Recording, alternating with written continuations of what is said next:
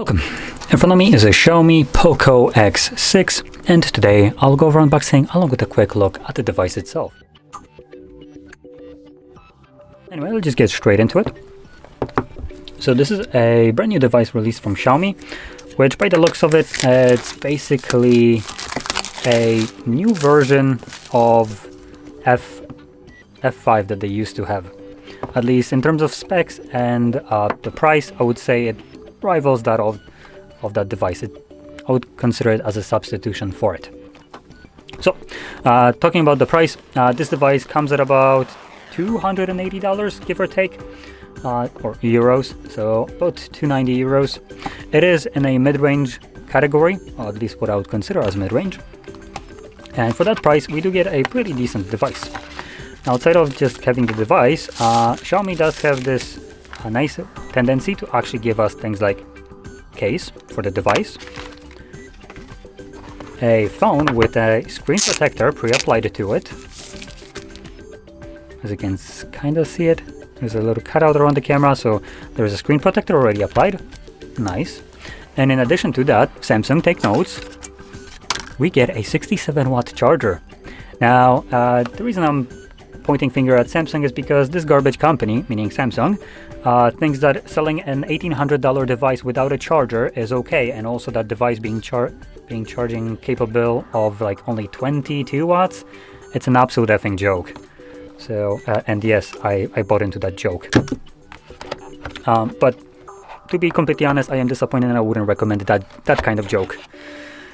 Anyway, and here we get the charger and also a Type A to Type C charging cable. So there we go. Now booting up the device, see how it looks like. There we go.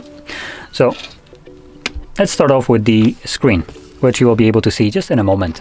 Now this is a 6.67-inch display running just a little bit over 1080p resolution, exactly 1220 by 2712 pixels. So like I said, just a little over 1080p. It puts it at a pixel density of 446 pixels per inch, which is pretty good. Actually, even more than good. It also has an AMOLED display with 68 billion colors, 120 Hz refresh rate, and Dolby Vision, along with a peak brightness of whopping 1800 nits, so it can get pretty bright. Additionally, I can also see that the bezels on this device are pretty slim, and they are exactly at 89.7%, almost at that 90%. Now the Pro version of this device has even lower or higher percentage. It's above 90 and it looks outstanding. But there's not much difference in terms of just between those two devices. Display-wise, it's very similar. To the naked eye, you wouldn't actually see the difference. Anyway, continuing on into the device, let's flip it over to the cameras, and we have something that looks like a triple camera setup. But usually looks doesn't actually mean it is. So we have a main sensor at 64 megapixels wide sensor with optical limit stabilization and PDAF. Then below that we have an 8 megapixel ultra wide, 118 degrees field of view. And we also have what I said looks like. It's a 2 megapixel macro lens. Now the reason I am completely making fun of it and just considering it a shit camera, or sticker camera as it's called, is because at 2 megapixels, your 64 megapixel wide sensor will capture a higher resolution along with more detailed photos up close than the dedicated macro lens that's supposed to be good at doing just that and nothing else. So if you want to capture a macro photos, just pop your normal wide sensor, which is just the typical one that you use for every photo, put it at a 2x zoom, and voila, you have a macro lens that outperforms the dedicated lens that comes on this device. Meaning, it's absolutely useless, meaning the macro. Okay, continuing on into the internals, we have a whopping 5100 mAh battery in this device, which is actually surprising because it's not a chunky device, it's a fairly thin phone, relatively light as well, and it comes with a 5100 mAh battery. Additionally, we have 256 gigabytes of built-in storage at base minimum with 8 gigabytes of RAM, and it can go to 256, 12 or 512 gigabytes with 12 gigabytes of RAM.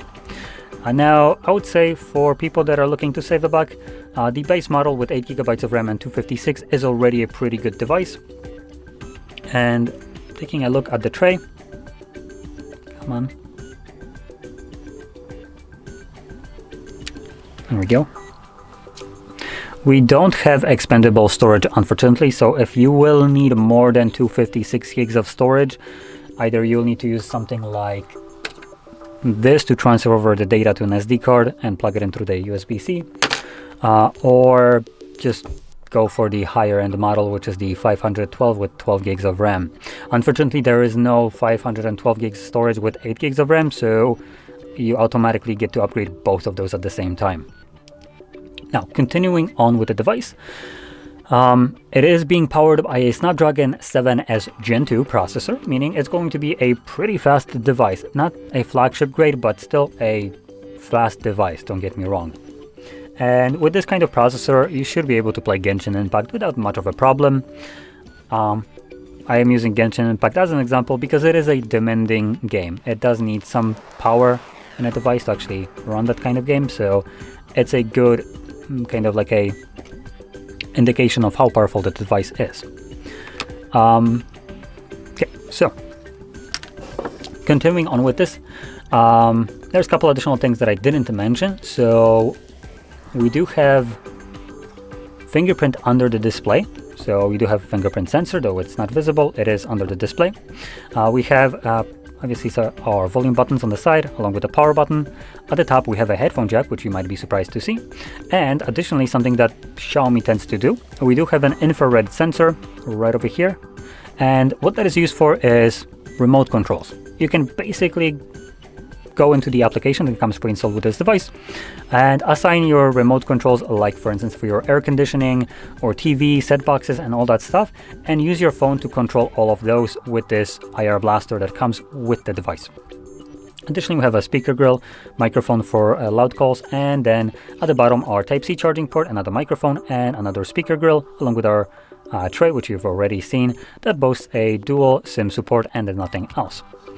Now, when it comes down to the build quality of this device, it is plastic for the most part, as you've probably already seen. So we have a plastic frame, plastic back, and a Gorilla Glass Victus front. So our display is Gorilla Glass Victus. So it's not necessarily super durable device, but it is a sub $300 device, or euros. So you should tone down your expectations, and for that price you actually get a really good device that has some pretty nice specs for the price that you get to pay. Now, like I mentioned, I believe at the beginning, this is what I would consider a substitute to the F5 lineup. The F5 specifically came with also a Snapdragon 7, I believe was a Gen 1 though. So this is a 7S Gen 2, which would be an upgrade over the predecessor, the F5. And when it comes down to the Pro version of this device, the X6 Pro, that device actually comes not with a Snapdragon, but with a Dimensity, if I remember correctly. Let me quickly check just to be absolutely certain. And yep, it comes with a Dimensity 8300 Ultra, and that processor is comparable to the Snapdragon 8 Gen 2. Now also the price will be about 130 euros more, so if you want a even more powerful device for a little bit more, that is also a great option. But apart from the processor, they don't differ all that much, so if you don't need super powerful device, this is already a great phone. Now, with that being said, hopefully you found this video helpful, and if you did, don't forget to hit like, subscribe, and thanks for watching.